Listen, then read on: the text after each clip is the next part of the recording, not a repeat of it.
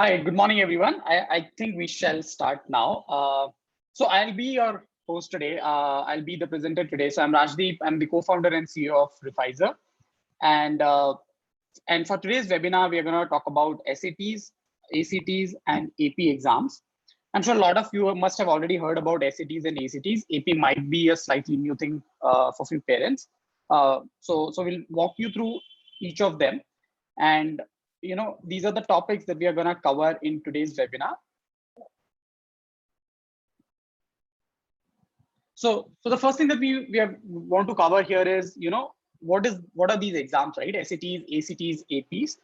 What's the exam format? Who conducts it? When does these tests happen? Who should be attending? Who should be writing these tests? At what time we should be doing it?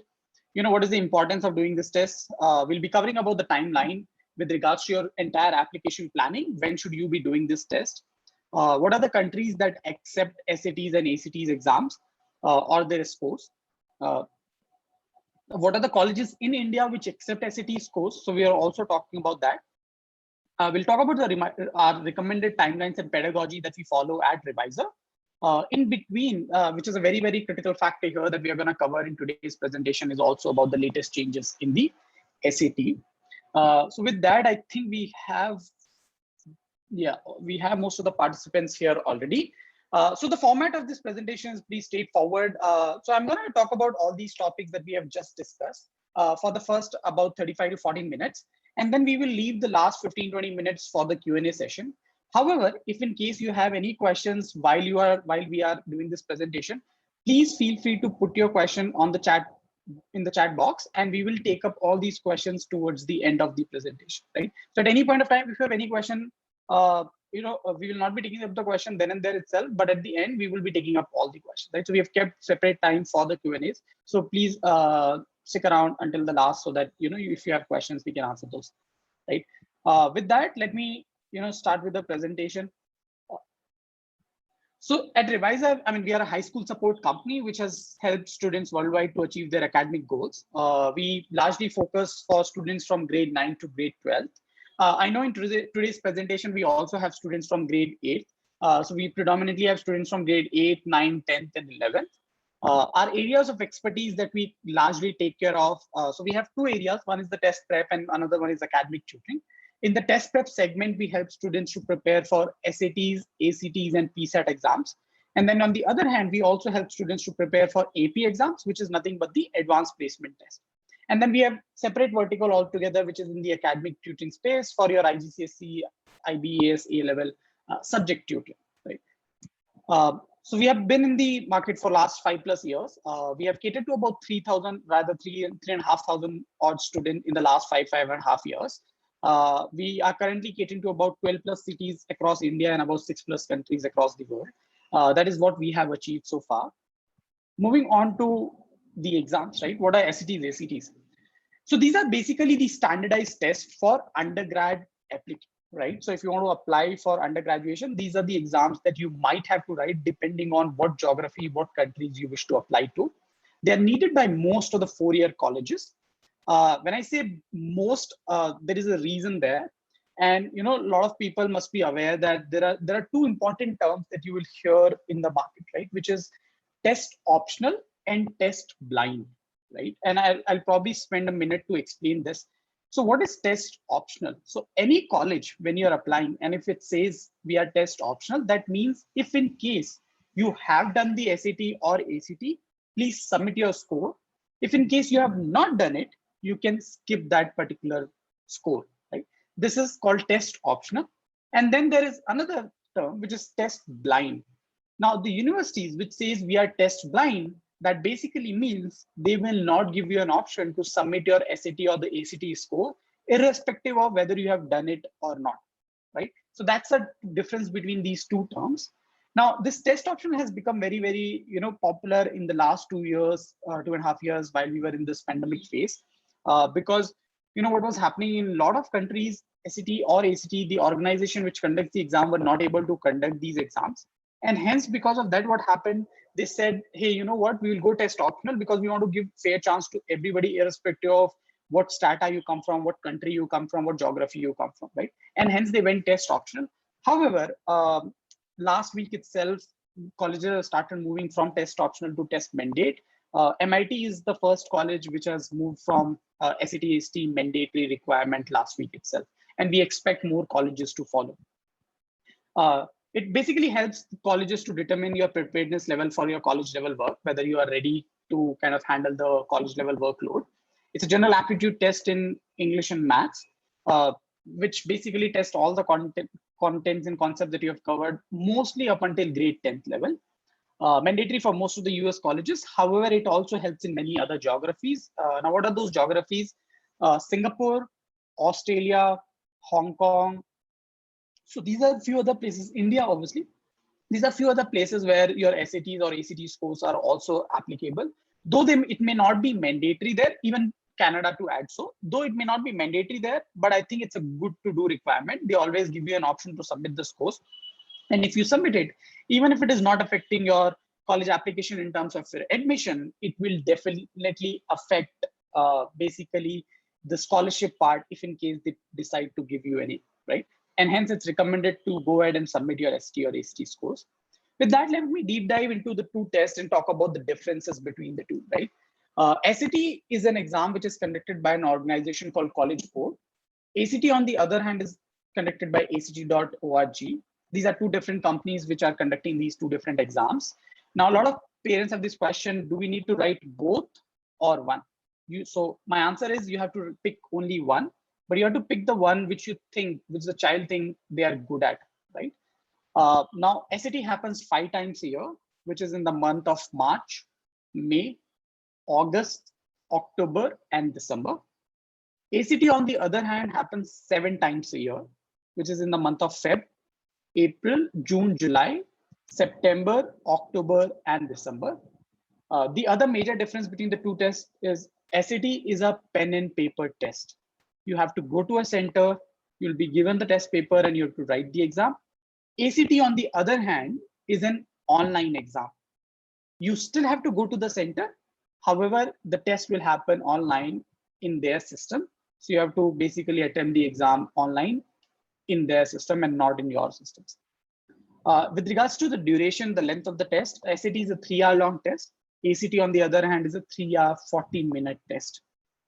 We'll further deep dive into, what do you entail in 3 hours and in 3 hours, 40 minutes. So for example, in the SAT, we have total of 4 sections. The first one is a reading section, wherein you have to basically read the comprehensions and then read the passages and then answer the questions. There are total of 5 passages that you will encounter. And out of these 5 passages, there are a total of 52 questions. So you have 52 questions and you have a total of 65 minutes to answer the questions. That's in case of writing and in case of reading. And in total, these 5 passages are taken up from, they could be humanities, science, social science, world literature, fiction passage. So these passages are taken from different genres, right? So that is one important criteria to note here. Then the second section that you have is the writing section. Though the name says writing, but you don't have to write anything. These are predominantly the grammar rules. So you will have a passage on one side. They will underline few errors and you have to rectify these errors. That is what is there in the writing section, which is the second section. Here you have a total of 4 passages, 11 questions per passage. That's a total of 44 questions. So you have a total of 44 questions and you have 35 minutes to do it, which is less than a minute per question, right? So that is what you have in the writing section. And again, all the questions are MCQ based. You have 4 options and you have to find the correct answer. The third section that you have is maths without the calculator, wherein you have a total of 20 questions and you have a total of 25 minutes to solve these questions. And out of these 20 questions, there are 15 which are MCQ based. And then there are 5 questions which are grid in response questions. Now, what is grid in response question? These are the questions where you will not be provided with any answer options. You'll have to write your answers basically in the grid provided. So that is in the maths no calculator section. And then you have maths with calculator section, which is the 4th section, wherein you have a total of 38 questions and you have 55 minutes to solve these questions. And out of these 38 questions, you have 30 MCQs question and 8 grid and response questions. So that's the total number of questions that you have in the maths calculator section. And again, there is no negative marking all throughout the paper. Most of the questions, all the questions in reading and writing are MCQ based. Maths, most of the questions are MCQ based. There are few questions which are grid and response questions, right? So that is the structure of exam in ACT. If I just put ACT, I will stack ACT against the SAT here, right? So the first section that you have in ACT is the English section, which is equivalent to the writing section of SAT, wherein they're basically testing your grammar rule, right? So you will have passage, there are errors, you have to rectify those errors, and all questions would be MCQ based questions. However, there are total of 75 questions, and you only have 45 minutes to solve these questions, which is way less than what you had in the SAT, right? So that is one major difference between the SAT and ACT, that ACT, you have to be really, really quick. However, the level of question, the difficulty level of question would be much simpler in ACT as opposed to what you have in SAT, right? So that becomes a very important factor for one to figure out whether you think you are more suitable for SAT or for ACT. The second section that you have here is the math section. And here you have only one math section, and that too with calculator. That's another difference between an SAT and an ACT. SAT, if you have noticed, there were two sections, one with calculator, another one without the calculator. However, here you have only one section, and that's with the calculator. You have a total of 60 questions, and you have 60 minutes to solve these questions. So that means you have 1 minute per question. And again, if you see, you have much lesser time as opposed to what you had in the SAT. Then you have the third section, which is the reading section, reading comprehension section, which is equivalent to the first section of SAT. Again, you have 4 passages here. Every passage will have 10 questions. That's a total of 40 questions in about 35 minutes. So you have 35 minutes to solve 40 questions. Again, much more aggressive as opposed to what you have in SAT. Then you have the fourth section, which is very, very important section. And that's where a lot of parents and students come back to me and say, hey, you know what? We'll stick to SAT because we are not doing science, or we should do ACT because we plan to pursue engineering major, right? That doesn't really matter, because the fourth section in ACT, which is a science section, is actually not a science as such. So in science section, you have been given passages which are science-based passages. So you are reading the science-based passages and then answering the questions, right? So for me, it's more of a reading comprehension test rather than a science test, because all the answers are provided in the passage itself. However, I completely agree that, if in case you are science student, you probably would have done the experiments that they're asking you here. You'll find it easier to basically, do these questions, and you may probably already have some context, right? However, even if you are a non-science student, it's completely fine. You can still do this section. Again, there are a total of 40 questions, just like the reading section, and you have 35 minutes to solve it, again, just like reading section. So these are the 4 mandatory sections that you have in ACT. And then you have an component of essay, which is an optional component in ACT. You'll be given an essay to write, and you have a total of 45 minutes to write this essay. And the scaling for this essay is done separately. And on the other hand, if you look at it, on SAT, there is no essay. And this is a recent change. So last year, starting March 2021, SAT have removed all the essay components from the exam. However, earlier they also used to have one essay component, which was an optional component though, but it was there. Now it's no longer being offered at all, right? On the other hand, ACT is still persisting with the essay component, which is an optional essay component. So that's another difference between the two sections. Now, if you overall on a high level look at it, another major difference between the two tests would be in SAT, you have 50% maths and 50% English, right? Out of 4 sections, you have 2 English section and 2 math section. However, if you look at ACT, English, reading, and science, all 3 of them are English section for me. It's only the maths, which is the math section, which is just 25% of the entire exam. So it's 75% English as opposed to 50% English in SAT. So that's another parameter when you're thinking about which exam to write, you should consider that in mind, right? So these are few different, differences between the 2 exams, which I've kind of told you. And the reason I am emphasizing on this is because you should be taking a call and figuring out which is an ideal test for you. Should it be an SAT or an ACT?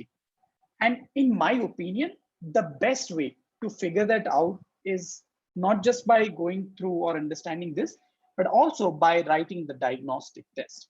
So I would recommend every student who's present here on the webinar today, irrespective of whether you want to write SAT or not in future, I think you should write a diagnostic test, one for SAT, one for ACT.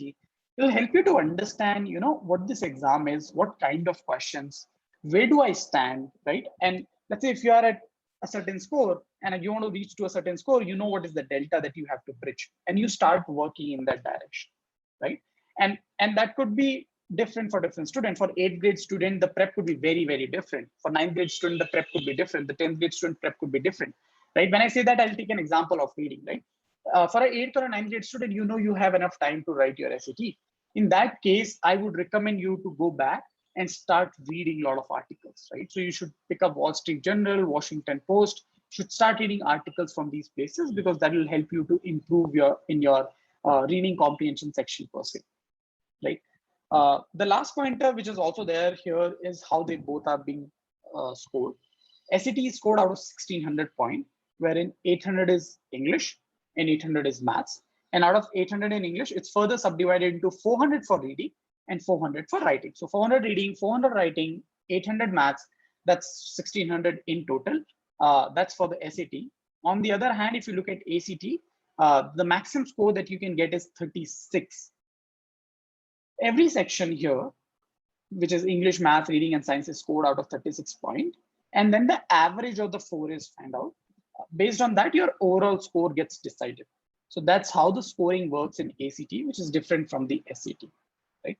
I hope this is clear. With that, let me move on to the next slide, which is PSAT, right? So as I said, there are a few students who are in grade 8 and grade 9, and they might be thinking about writing the PSAT, or they must have already done it this year and planning to probably write it next year as well. So what is PSAT?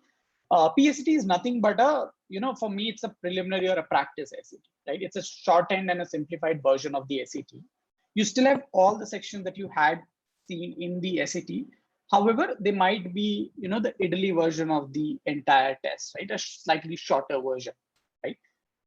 You can take PSAT only once a year, and that is being conducted by your school, or that has to be administered by your school. If your school does not conduct it, then in that case, you can figure out other schools in your city, and you can register with them as well, just for doing this test. You do have that option, right? I think very, very important thing here, there's this term called NMSQT, which is called National Merit Scholarship Qualifying Test.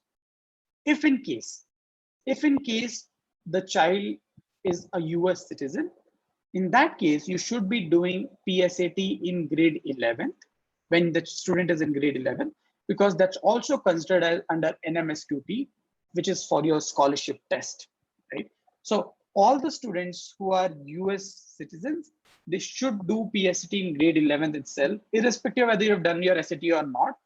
You should do your PSAT in grade 11, just to make sure that you are participating in this scholarship qualifying test as well.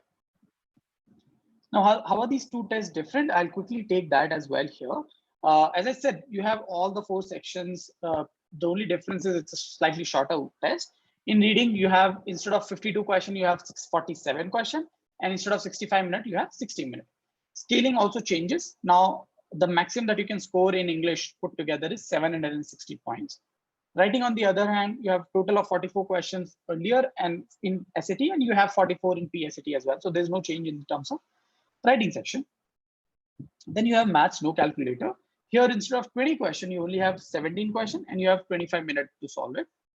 In calculator section, instead of 38 questions in 55 minutes, you have 31 questions that you have to solve in 45 minutes. And again, in maths, the maximum score that you can get is 760 points instead of 800, right? So if you look at it, the maximum that you can score in PSAT is 1520, as opposed to 1600 in SAT. That's the difference between the two exams. And obviously the difficulty level of PSAT is slightly easier, because there are grade 9 student, grade 8 student who are also writing the PSAT. So the difficulty level is obviously slightly easier. Now, should you write a PSAT or not is a question that a lot of time parents do ask. So So, it's more like a practice SET. So if you feel that you want to understand where you are at this point of time worldwide, you may want to write this test. However, you can always do this practice test at home, right? I mean, there is Khan Academy, which is a free resource. You can go there, write a test, understand where you are. You can reach out to organization like us at ReWiser, where, we can help you write the diagnostic test. So, you can always do that. However, if you want to understand globally where you stand, then maybe you might want to write this official PSAT exam. That's one reason. Second reason is, so some of the students, to build your profile, you also want to apply for summer schools, right? So for applying for summer schools and for scholarships in summer schools, you sometimes write PSAT exams. I think that is also something, the reason why some people write PSAT. And then the third reason I've already told you is the NMSQT, which is the National Merit Scholarship Qualifying Test, right? But that's only applicable if in case you are a US citizen, right? So that's the difference between the PSAT and SAT. If in case you have any question, please feel free to put it on the chat section and we'll take it up at the end. With that, let me move on to the next important topic, which is the latest changes in the SAT. Now, this is very, very important because, as I've said in the past as well, in the current presentation, we have students who are in grade 8, grade 9, and grade 10th as well. So this thing becomes very, very critical. And I think more so for grade 10 students who are moving into grade 11th right now, who are already in grade 11. So if in case you're not aware, last month SAT has announced this. Starting March 2023, SAT is undergoing a change, and SAT will no longer be a pen and paper test. It'll be an online test. So that's one major change which is happening starting March 2023. So starting next year, all the SATs that will happen across the globe except US will be with the new changed pattern. And there are few changes that they have already announced, and more we are waiting for other details as well. However, these are the details that we have received so far. The test time, which we have just discussed, which was a 3-hour long test, will get reduced to 2-hour long test, which I think is a positive move. There will only be 2 sections instead of 4. So that is another big change. Though the sections will still have reading, writing, and maths, all of it will be there, but the sections would be arranged differently and they would be named differently. And they will only have 2 instead of 4. Students will have more time per question. The test will be online, as I've said. However, the change between an SAT and AST would be in SAT, you still have to go to a center to write the exam. However, you can carry your own laptop or tablet and you can write your exam in your own laptop itself, rather than relying on the system that's being provided to you by the testing organization, right? So I think that is another major change which is happening here. And I think the reason for that is, what has happened in ACT. So ACT went online 3 years back. And when it went online for the first time, there were a lot of issues with the system the ACT was using and so on and so forth. And hence, probably ACT has learned things from there, and hence they have decided to move to allowing students to use their own laptop. The testing app would save the student progress while they are working. So if in case there's a power cut or something happens, the testing app would save, and let's say when it's restarted, it'll start from the same point, which is again a welcome move, again a learning that they have had from the ACT fallout. Use of calculator throughout the math section. So that's another change. If you remember, I was telling you the difference between SAT and ACT, and this was one of the points that I've mentioned there, that use of calculator was not allowed throughout in SAT, which was in ACT, but they are also, SAT is also moving towards throughout the math session calculator. The next will be a very, very important change, which will change a lot of things for companies like us as well. The test will be adaptive in nature, right? So what does that mean? So every student will be thrown a first section same, and based on their performance in the first section, they will decide what the second section would look like, how the level of questions would be. That is what the adaptive nature of the test represents, right? So the test will be adaptive in nature, right? So every student will not have the same test even on the same date. That is what this adaptive nature will mean. Scores will be released sooner. That's obvious because the exam is online. So currently, SAT exam takes about 10 to 12 days for the results to be out. However, on the other hand, if you look at ACT, it takes roughly about 2 to 3 days. So Saturdays are generally when the exam happens, and by Wednesday early morning, you have the results out. That is how quickly the ACT results are out, and we are expecting the same with SAT as well. So these are few changes which are happening in SET. And why I said this very, very important, especially for the students who are in 10th moving into grade 11, because what they need to do is they need to hurry up and finish off their SAT in the next 6 to 8 months left in this year, right? That means you only have attempts in August, October, and December. Between these three attempts, you should finish your SAT, because you would not want to write the new pattern of SAT if in case you can't do the older one, right? Because you don't know how the new pattern will pan out. And you obviously don't want to write one attempt in old pattern and one in the new pattern, right? And hence it's very, very, very important for all the parents and the students who are in grade 10th right now, who are moving into grade 11th, or who are already in grade 11th, that they should finish their SAT in the next 6 to 8 months and get over with it before this change happens. Any parent who is in grade 9th and 10th, even if they feel that they would want to do it beforehand, then that's also something that you should think about.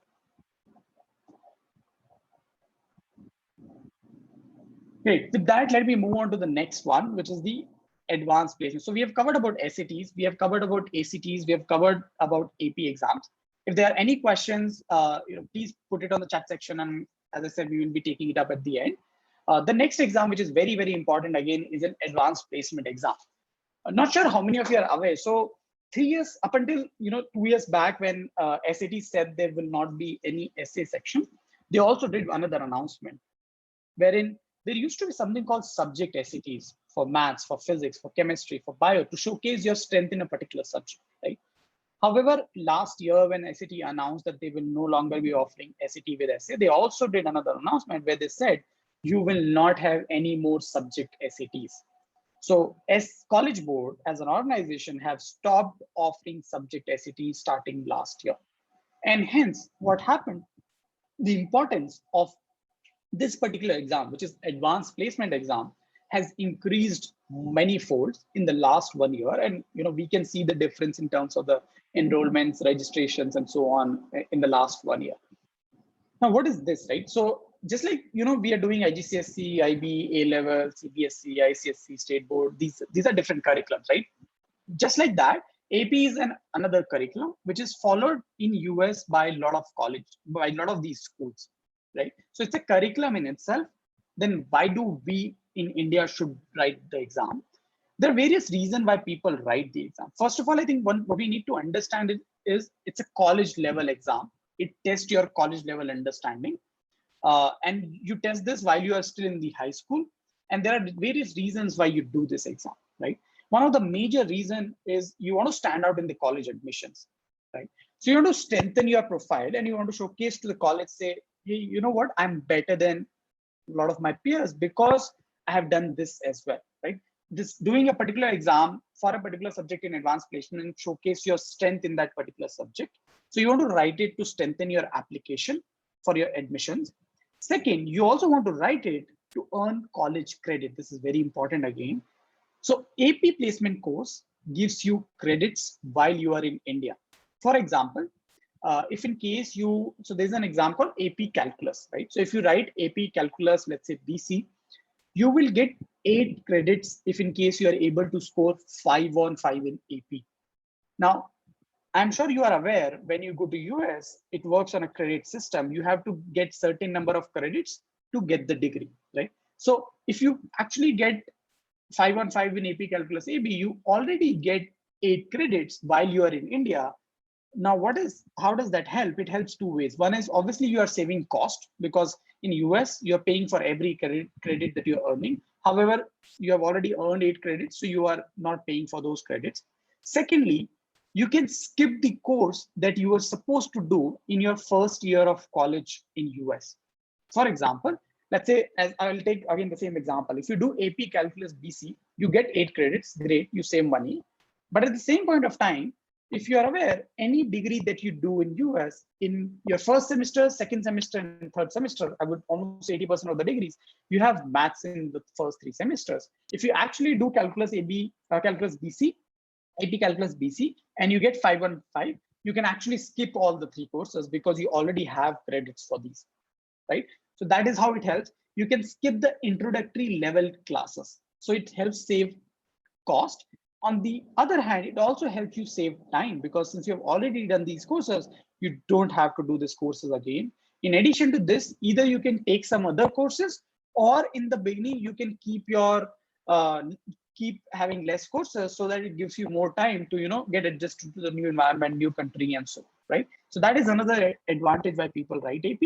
And fourth is obviously building the rigor, right? So again, building the rigor is again correlated back to your college application, college admissions, because you want to showcase to the colleges that you are uh, better in terms of academic profile, right? Now AP, there are almost about 20 plus subjects in which AP exam happens, but the most important thing here, which is very, very important from the planning perspective, is AP happens only once a year, which is in the month of May. So AP is happening next month, starting 5th of May. Uh, so if in case you want to write AP exams, you have to register well ahead of time. November 15th is generally the deadline to get register yourself. And then there's a late registration, which is generally by 5th or 6th of March for that year of May cycle. But because this exam happens only once a year, because it's a lot more academically driven exam, you need well enough time to basically prepare for it.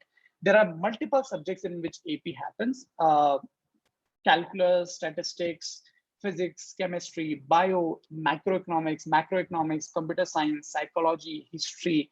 There are lots of subjects in which AP happens, and you can start taking APs as early as grade 9th. I mean, I have students even this year who are appearing in APs in grade 9th itself. So they will do one AP in grade 9, maybe they will do one or two in grade 10th, and then maybe another one or two in grade 11th, right? So this way, what happens, they would have done about 4-5 APs spreading across 2-3 years, right? And that will make their profile very, very strong academically, right? So that's why a lot of people do APs. If there are, I'm pretty sure there would be specific question related to your child and for each student. Feel free to reach out to us, and we'll be happy to sit with you independently and try and figure out one-on-one which are the right fit APs for you, and should you do it, right? That is also a very, very important criteria, because remember, AP is not an easy exam. It will require a lot of time and effort from the student side. So please make sure if you pick it up, I mean, you do enough research before picking it up. Once you pick it up, you have to put in the time and effort. So that's about the AP. So we'll be doing, you can visit our YouTube page. We already had done multiple webinars on AP. So there's a detailed webinar on AP that you can go through if in case you are interested in that. It's there on our YouTube channel. Probably post this presentation, we'll be sending out a mail where we'll send out our YouTube channel link as well. And we'll also share the recording of today's presentation for all of us. We'll also be sending out the free diagnostic test link to every student who would like to write that test. It's anyways free of cost. So you can go ahead and write this SAT and ACT free diagnostic test as well. With that, let me move on to the very, very important thing, which is the timeline. So I've been talking about, planning right from the very beginning of SAT, ASTs, PSAT, APs, any exam that you have to write, you have to make sure that you plan your next 2 years, 3 years, 4-year journey really, really well, because you have limited time and there are a lot of things that you have to do, right? One is obviously, as I said, is the profile development, right? Which I'm hoping you're doing right now, and you'll continue to do it. And that's something which is happening parallelly. In addition to that, in terms of your test prep, what you need to do is you have to write your PSAT in grade 9th. When you come to grade 10th, you should write your ST and AST diagnostic test, figure out which test you want to write, and then start preparing for it. Whether it's on your own, you can use resources like Khan Academy, which is for free, or you want to seek help from an organization like us, you can reach out to us and start that. But 10th is a good time for any student to start your ST and AST prep. If you can finish off, so I know DPS follows Feb-March exam cycle. So the way I see it is, right, so if you're in grade 10th, I'm assuming you've just started your grade 10, you write your diagnostic, you start preparing, and you prepare for this entire year, and then you write your exam in the May of next year, right? Which is around this time, right? Because after your March 10th board exam, you will have that 1.5-2 months free for you. That's the time where you can ramp up and finish off your SAT prep. That is generally an ideal case scenario. However, only for this year, because as I said, I've spoken about the changes which are happening. If in case you want to start now, you should try and finish off your prep, finish off the test by December latest, so that you are done with all your attempts with the existing ST structure, or else you can pick up the ACT and then you write next year, which is completely fine after your board exams are done. So that way what happens, before your 11th would have kicked in, you would have finished your SAT and ACT, right? Because when AS and A level kicks in, it becomes really, really difficult as opposed to doing it along with your IGCSE. And hence I'm recommending to finish it off while you're in grade 10th or very, very early grade 11. That means probably in the first quarter of grade 11 itself. That's for SAT, ACT. PSAT, as I've said, write it in 9th or 10th, only 1 year, either 9th or 10th. In 11th, you should write the PSAT only and only if you're a US citizen, otherwise don't write it. In 11th, if in case you decide to write the AP, then you should write AP in grade 11.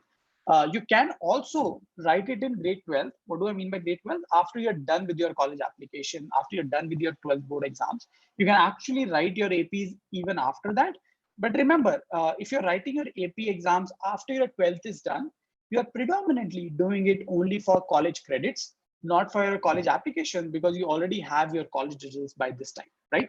So if in case if you want to write APs purely for college credits, do it even after grade 12, that's completely fine. If you want to do it for your application profile, for showing the rigor to the college, then you should be doing this in grade 11th or earlier than grade 11. Right? I hope this helps. And I'm sure, this timeline will vary from student to student, as I've said earlier in the past. We'll be dropping out a mail. There'll be a Calendly link for you to kind of block a meeting slot one-on-one with us, if in case you would like us, sit with you and help you plan this out better. Please feel free to do that as well. Now, as I've said in the beginning, I'm going to talk about a few colleges in India which are accepting SAT scores, because there are a lot of parents who want to keep India as plan B option as well. And that makes sense. I mean, that's what we have learned, at least in last 2 years in the pandemic, that, you don't know what's going to happen when, right? So you have to have the plan B ready. So if you've done your SAT,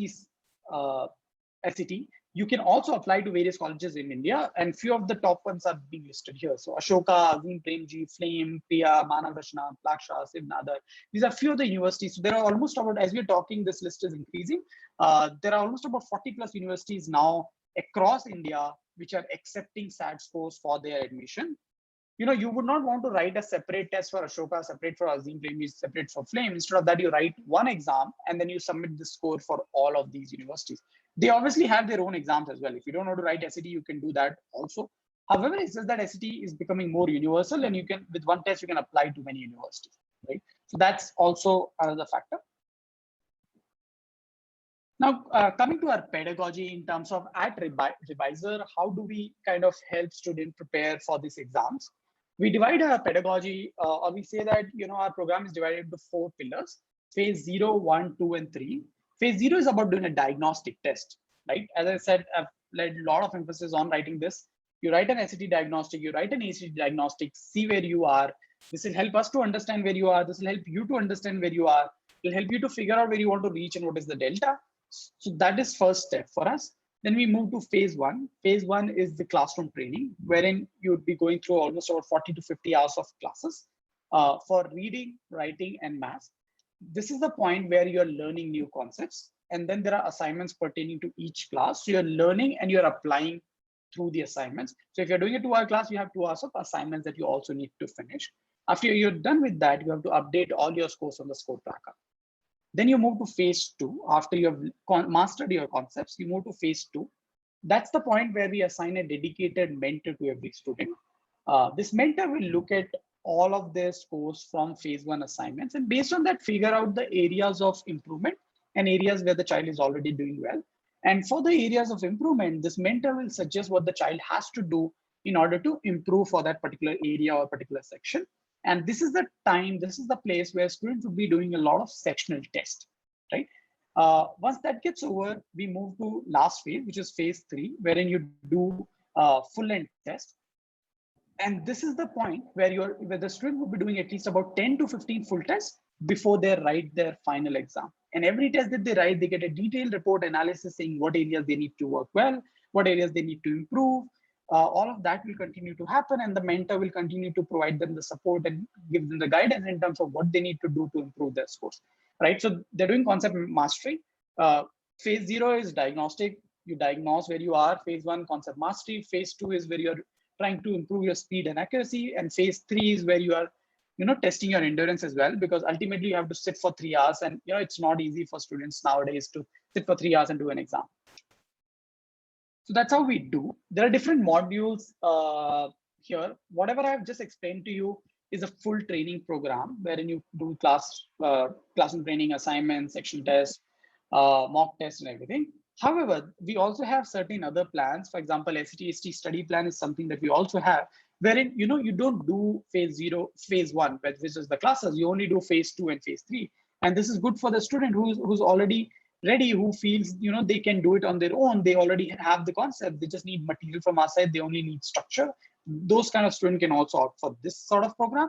And at the same point of time, there's another program called SCTST Lite. This is good for the students who are already who have already prepared on their own, and they're already getting good score, but they need more practice tests. So SCTST Lite entails only practice tests. So you do the practice test with us, you get a detailed report from us, and you get the feedback for it. That is what is entailed in SCTST Lite. So the whole idea here is, there are different permutations and combinations that we can create out of this entire training, apart from the full training, depending on student requirement. And as I said right in the beginning, that it's a very, very personalized thing, right? Because every student would be at different stage, different grade. They would be planning to write exam at different time. And hence it's important to figure out what is the right fit for the child, right? And then do it. So these are different modules that we have, apart from few other modules that we have. Great. So with that, I've finished the entire presentation that I wanted to kind of discuss. I'll just take a break for 30 seconds and we will start taking up the questions from here on. I'll open up the chat section. I'll see all the questions that,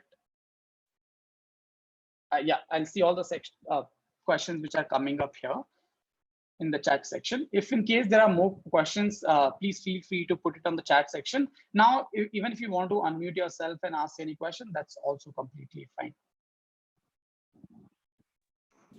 Okay, Rajdeep, are you able to hear me? I can hear you, yes. Hi, sorry, this is here. Yeah. So hey, my son is in class 8. So do you think that is the right time to start? What should be the way forward plan for us? Thanks. Thanks, Apur. I think it's a general question, so I think I'll take it up with everyone. So all the parents where the kid is in grade 8 right now, I would not recommend you to start right now in terms of training or program. What I would definitely recommend you, now you have a clarity in terms of SATs, ACTs, and APs, right? You have some, high level idea about these exams. Now, if you look at it, especially in SAT, ACT, my 5 years of experience says the major struggle with the student is in the reading section. You can improve their maths, you can help them learn the grammar rules, but you cannot change their reading comprehension skills in a short span of 3 to 6 months or a 7-month period. So if in case you're in grade 8, that means you're already proactive. My recommendation to you would be, help the child to improve in the reading section. Inculcate the reading habit, and that's the only way out in which a child can do really well. I've seen a lot of students, who will do 800 and 800 maths, 400 out of, let's say, 390, 318 writing, and in reading, they would struggle really, really badly. And, after a point of time, you'll improve with the training, but, after a point of time, you kind of get stuck at a point and it becomes difficult to improve, right? So my suggestion here would be, start reading with the child.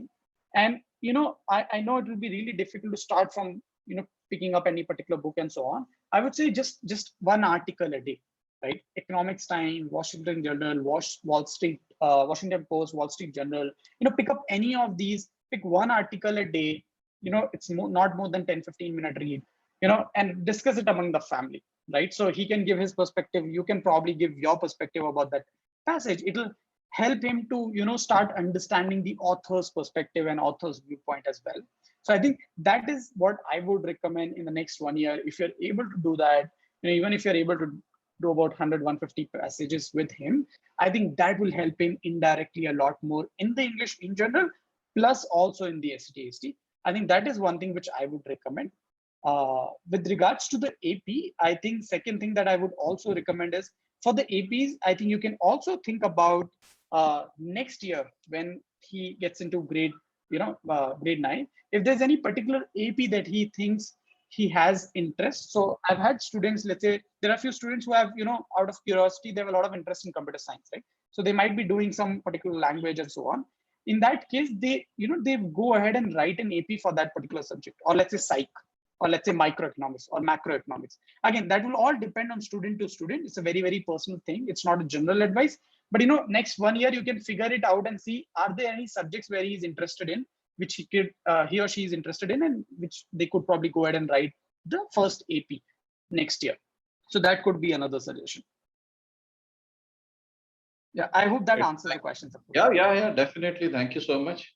Great. Do you, sorry, I want to ask you same thing again. Do you also, I mean, you have recommendation about books or, online websites, or where, these articles you were just talking about can be read? Because what we just hear, all these are news, which are mobile-based apps. I have not heard much about web-based applications where you can read articles and comprehend them and stuff like that, what you just said.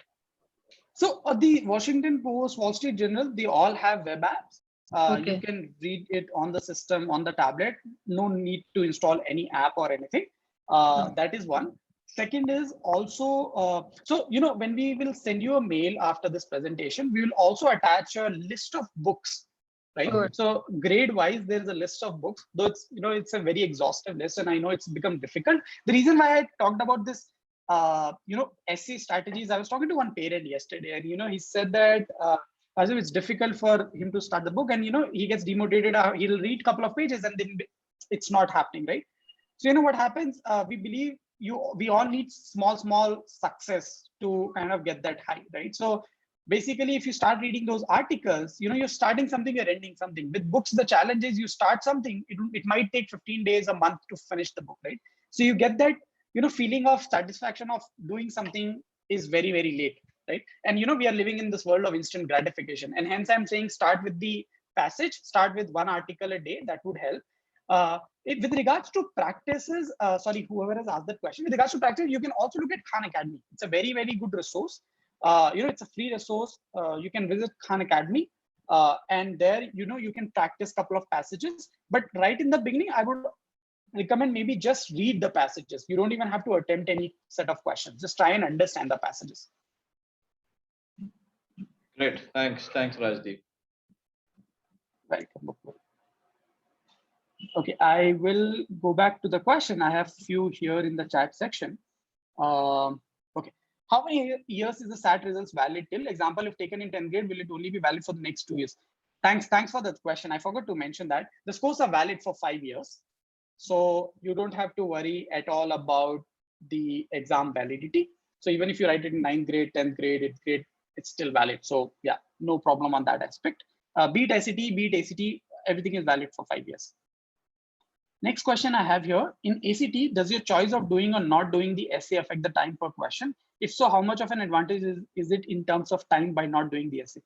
Thanks for that question. No, Swastik, this in ACT, essay is a separate section, which is an optional component. One more important factor, which I forgot to tell you there, was every section has a dedicated time limit, right? You cannot skip that time and use that time in other section or vice versa. That means if a particular section is 45 minutes, you have to spend 45 minutes. Even if you're done in 40 minutes, you will still have to spend another 5 minutes on that section, and then only you can move to the next section. You cannot save that 5 minutes and use it in any other section, right? So every section, so it's in total, it's a time test, but in addition to that, you have time per section as well, right? So you cannot use time from one section to another. And for essay, the time is completely separate, which is 45 minutes. So it will not affect your overall time commitment towards your ACT. Neither will it affect your score, because the scoring also works differently for essay. So 36 is for the 4 sections of ACT, and then ACT essay is out of 12-point scale, right? So these two are very, very different. You don't have to, be worried about the essay per se.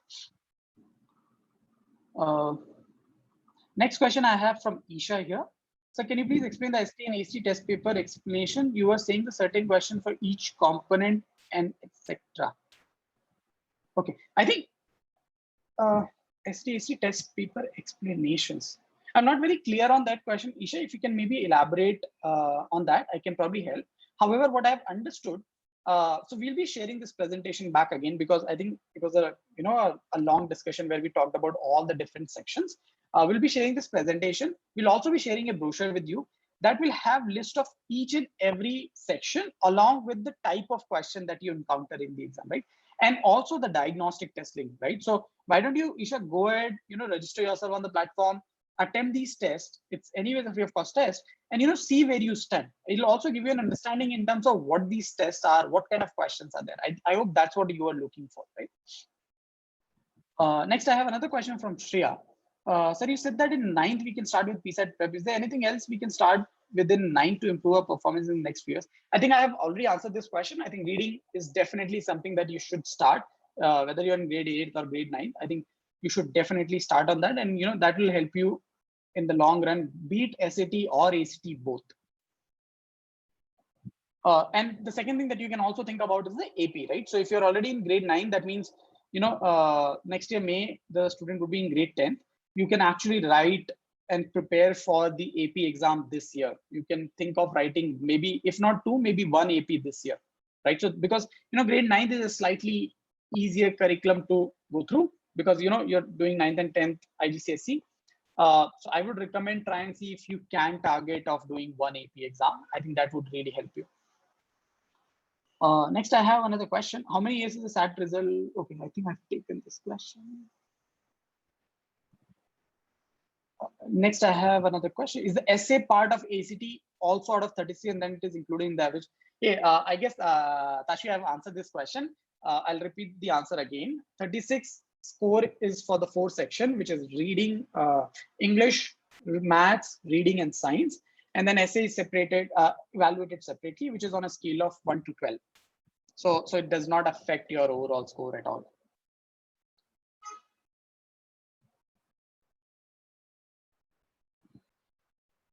Right, Isha. Yeah. So I think that's what you're looking at. So we'll be sharing the recording of this. That'll help you understand time for each of the section and number of questions, right? So you can pick it up from there.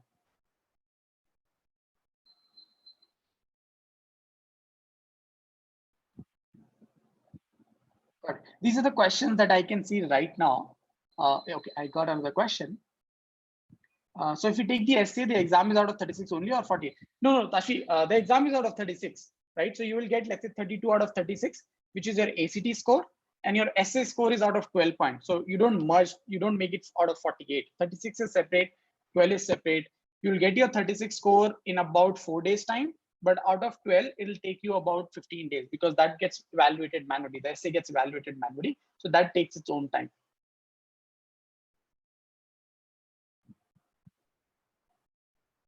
Wait, any other questions?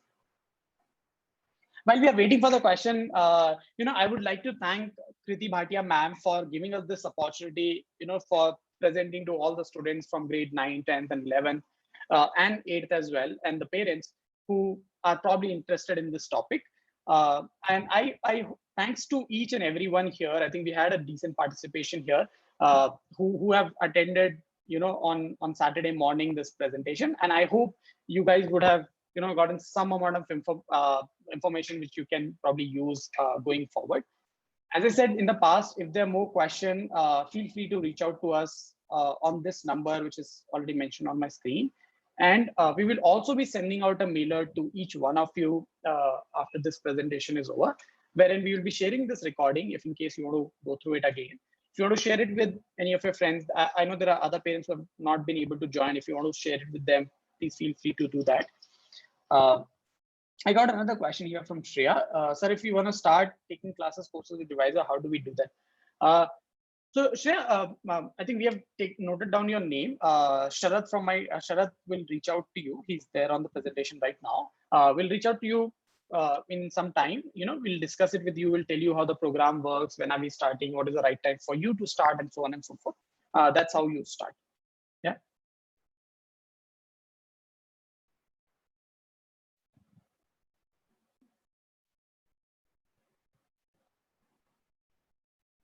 Great.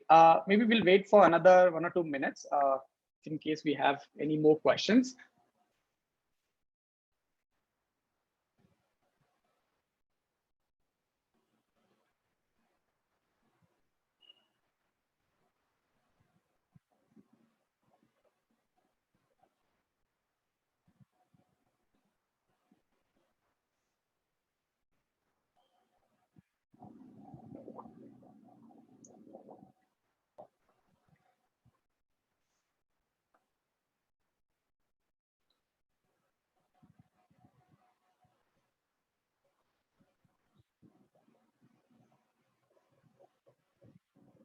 Okay, I think these are all the questions that we had.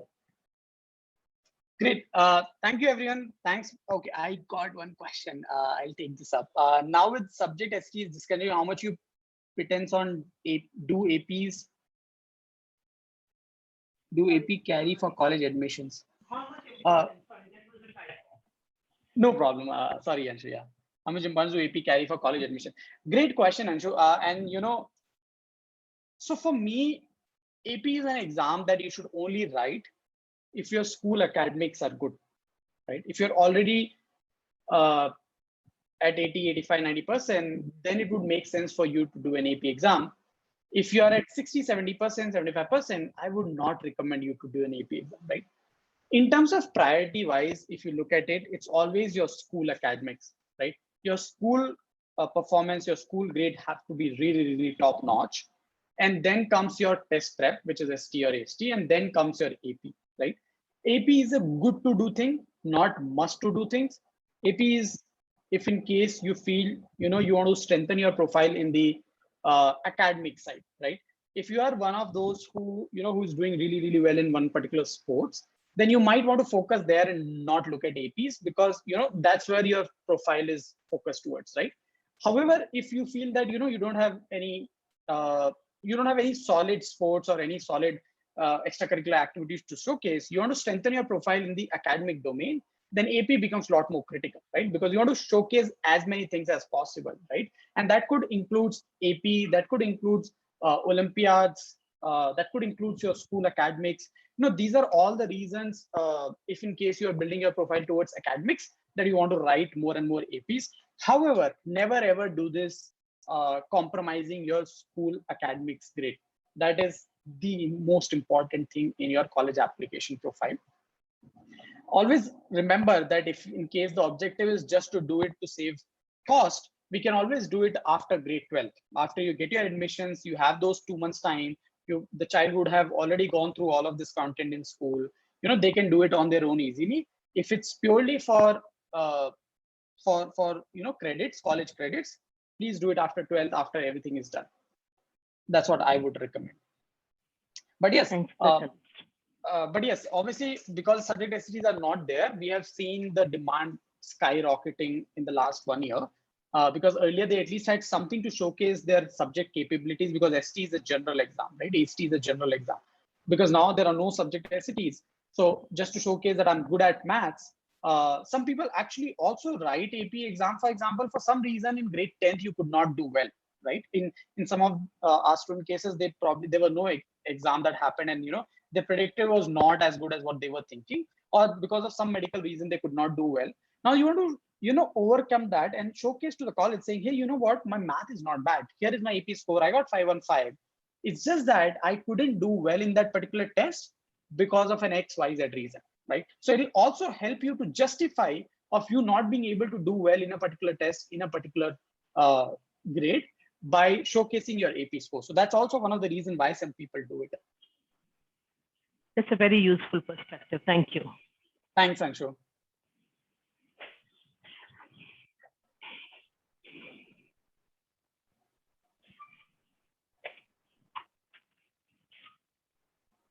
Great. So I think we are at 12 now. Thank you. Thanks, everyone. Thanks for joining in. We will be doing more such sessions and hopefully see you guys there as well. For today, I think that's all that we had. Thanks for joining in. Thank you. Bye-bye. Take care. Stay safe. Have a nice weekend. Bye. Bye.